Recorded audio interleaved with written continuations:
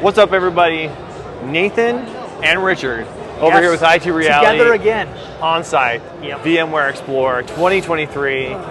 Richard, today's Wednesday. We've been here for 2 days now. What are your thoughts on it so far? Multi-cloud and generative AI are all I've heard. I've heard multi-cloud and generative AI is all I've heard. And I've heard generative AI and multi-cloud is all I've heard. Are we getting the point? Because it's multi-cloud and generative AI is VMware's new direction.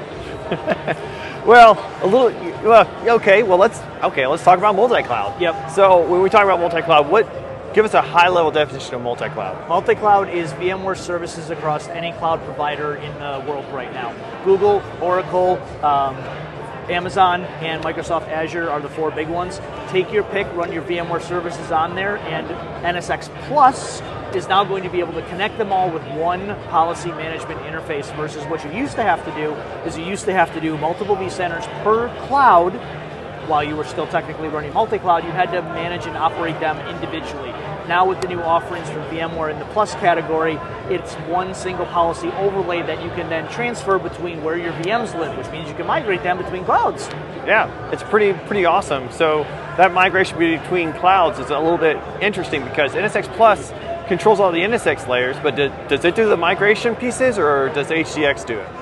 No idea. Okay, they weren't specific on that, so there's still a technical preview of what's going on in certain pieces of it, but they've been really pushing NSX Plus hard, and you can kind of see where things are going. So HCX Plus, notice I said plus there, it's kind of this nebulous thing that I've heard about, and NSX Plus is definitely getting the limelight right now, but NSX is kind of like, in my opinion, like the little fingers coming down into different areas, like from the cloud into this data center, and that data center, and that data center. But the migration pieces that go horizontally between those two, that's HCX Plus. Good to know. And it's fun that they just announced an addition to HCX Plus, which was, I believe, cross vCenter migration. So it doesn't have to be on-premise into a VMC on AWS. It could be like a VCF cluster to another VCF cluster that are in two completely different states. Yep. And I thought that was pretty cool. Yeah, it's definitely cool. It's going to make operational environments much more fluid and flexible because now, depending on price, depending on location, depending on requirements, depending on which partner the multi-tenant lives in, you can now just build your VMs there and go, I want to move them over here. And you're going to see the multi-cloud platform that we all operate in right now kind of get a lot more fluid. You can just do things now versus having to build them up. Awesome.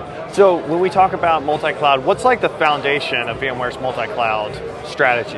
Right now, it's to move all of the services from on-premises up to the cloud, which means that's where you're going to start seeing vSphere Plus, vSAN Plus, NSX Plus, all of the pluses are the connecting pieces to do that, up off of your on-premises environment up into the cloud. So that's where VMware is going from a subscription model. But you kind of need that piece because everything is living up there anyways. They had to license it different. So honestly, that's kind of the foundation that's why the licensing model is changing. Yeah, so if I was a customer and I was actually looking for a license for that cloud, what would be the foundation of that license? Maybe it would be VMware Cloud Foundation. That would be the I don't list use of services. VMware Cloud Foundation, so I didn't catch that.